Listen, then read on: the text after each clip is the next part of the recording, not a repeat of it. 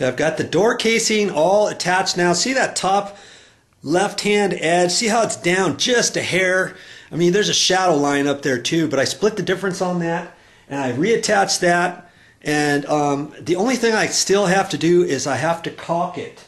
And so I'll take the caulk gun and I'll caulk this all the way around with white, and I'll also do a thin bead on the outside edge. And I see a couple spots up high where the wall had cracked from before.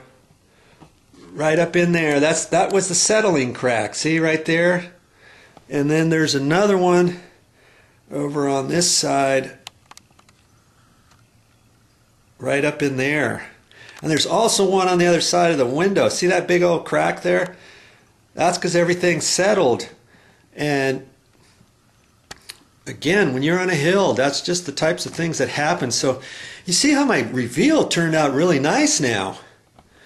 Doesn't look like I did anything, and that's my goal when I get done with this. I've got some attach this with little finish nails. I use 4-penny finish nails on the inside edge because you don't have much wood from there to the door jamb, and then the outside you can use 6-penny or 8-penny because you have to go through thicker wood here plus the 1/2-inch sheetrock before you hit the stud on the back side. And then you take a nail set and set those nails, and I'll go ahead and I'll caulk those too. You know, am I going to use any paint here? No, I'm not going to use any paint. Here's another crack here. I'll just put a little bit of white caulking on that, and I'll clean everything up, and it will look as good as new. Oh yeah. Now here I'm just getting done over here. I put these screws back in, and any nail holes right here, I'll have to set those nails, and I'll put caulking in there. Now, I used some longer screws this time, and I put them in. This one here you have to kind of put in at an angle, because if you put it straight you're going to hit the edge of the sheetrock on the other side. So I put those in at an angle. I also put 2 sheetrock screws on the back side of there to support that properly. And this outside trim, I've put that back up. It fits in the same spot. It's getting dark now, so I've got a rush on it. But these nails here, when I took them off, I pounded them back out. Okay, and lots of times when you do that, it's going to chip a little bit. Those are galvanized nails, and they had a head. I couldn't pull them through the back side. Okay, and you could see those from before anyway, so I'll just put some caulking over that.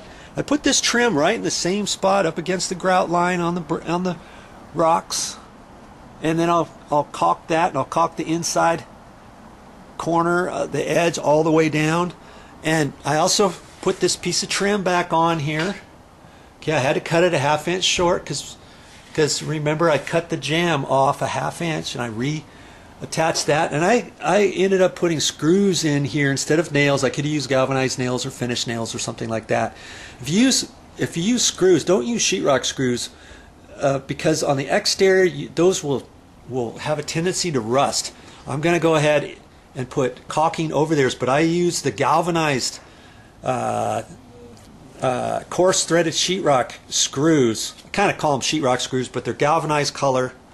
And I also put the strike plate back on. That strike plate was off, and the deadbolt wasn't fitting in there. Now that I lowered this jamb, it fits fine. And the screw, this top screw, was just a shorty. And so I got a bigger screw, and I pre-drilled that first. Now that screw goes right into the stud.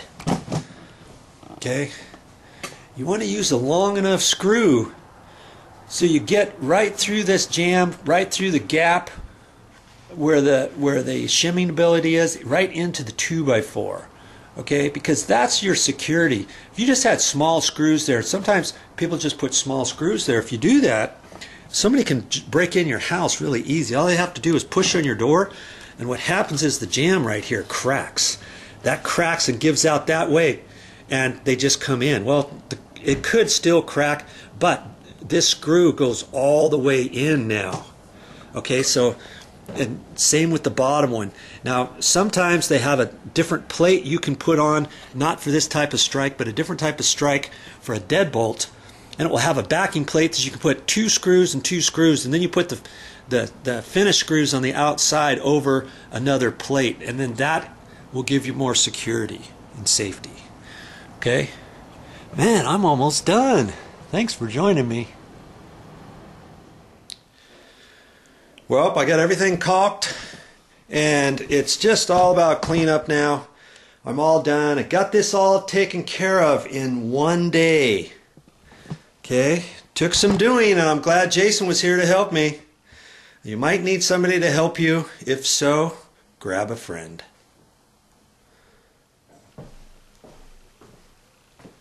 Well, that's all I have for this time, but I'll be back with more videos.